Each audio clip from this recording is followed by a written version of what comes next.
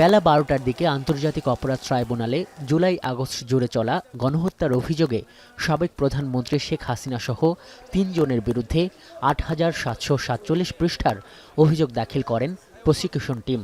এরপরই জনাকীর্ণ আদালতে শুরু হয় শুনানির কার্যক্রম। ইতিহাসে প্রথমবার এজলাস কক্ষ থেকে সরাসরি সম্প্রচারিত এই শুনানির সাক্ষী হয় দেশের মানুষ। সূচনা বক্তব্যে প্রধান কৌশলী বলেন, এই বিচার অতীতের কোনো প্রতিশোধ নয়, ভবিষ্যতের প্রতিজ্ঞা। এই আদালত এমন একটি সময়ের সাক্ষ্য বহন করছে যা ইতিহাসের এক অনন্য দলিল হয়ে থাকবে। আমরা চাই এই বিচার হোক নিরপেক্ষ, প্রমাণ নির্ভর এবং ন্যায়ভিত্তিক। পরে একে একে উপস্থাপন করা হয় ১৩৫ পৃষ্ঠার আনুষ্ঠানিক অভিযোগপত্র।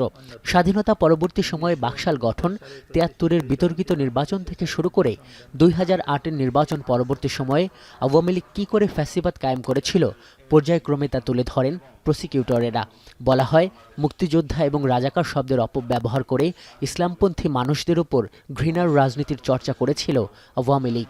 সুখী সমৃদ্ধশালী দেশ হিসাবে প্রতিষ্ঠার আকাঙ্ক্ষায় জনতা এই দেশ স্বাধীন করলেও ১৯৭১ সালে স্বাধীন হলেও স্বাধীনতার পরপরই আওয়ামী লীগ সরকার তাদের জনগণকে প্রদত্ত প্রতিশ্রুতি লঙ্ঘন করে একনায়কতন্ত্র, স্বৈরাচার এবং নিপীড়ন ব্যবস্থা কায়েম করেছিল, যার প্রথম পদক্ষেপ ছিল রক্ষী বাহিনী গঠন।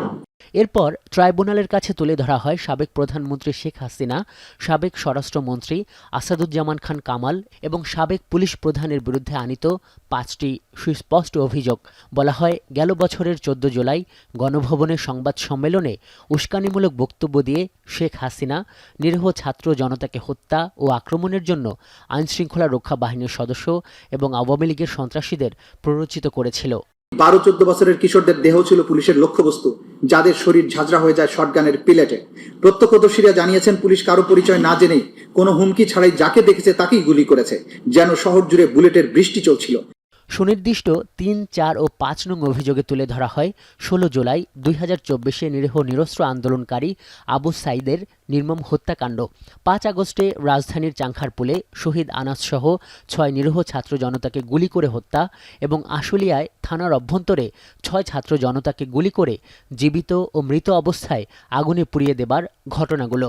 গ্যাং অফ 4 হিসাবে ওবায়দুল কাদের, আসাদুজ্জামান খান কামাল, সালমান এফ রহমান, আনিসুল হকের নির্দেশনা, পরিকল্পনা ও উস্কানিতে সারা দেশে কিভাবে নির্মম হত্যাযজ্ঞ চলেছে তা উল্লেখ করা হয়।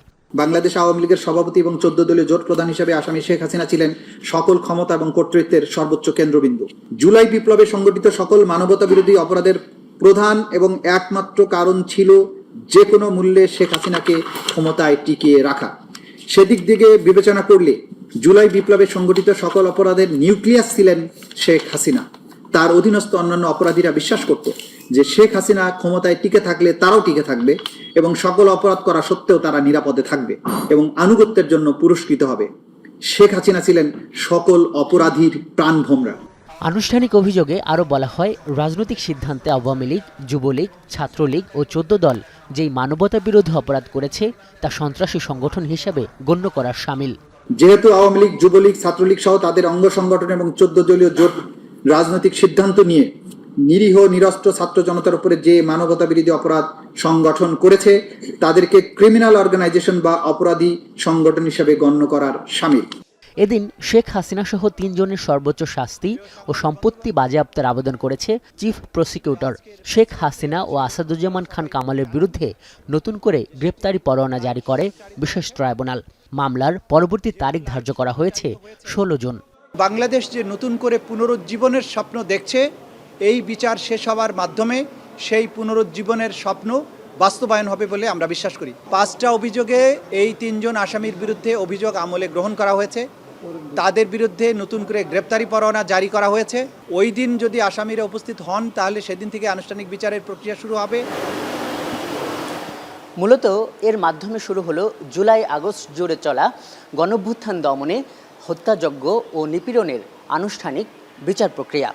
কিন্তু এখানে প্রধান চ্যালেঞ্জ হয়ে দাঁড়িয়েছে 3 আসামির মধ্যে আদালতে 2 আসামির উপস্থিত না হওয়া। শেষমেশ যদি তাদের গ্রেপ্তার করা না যায় তাহলে কিভাবে বিচার শুরু করা যাবে আগামী দিনগুলোতে সেটা স্পষ্ট হবে এই আন্তর্জাতিক অপরাধ ট্রাইব্যুনালে। আজহার লিমন, এখন, ঢাকা।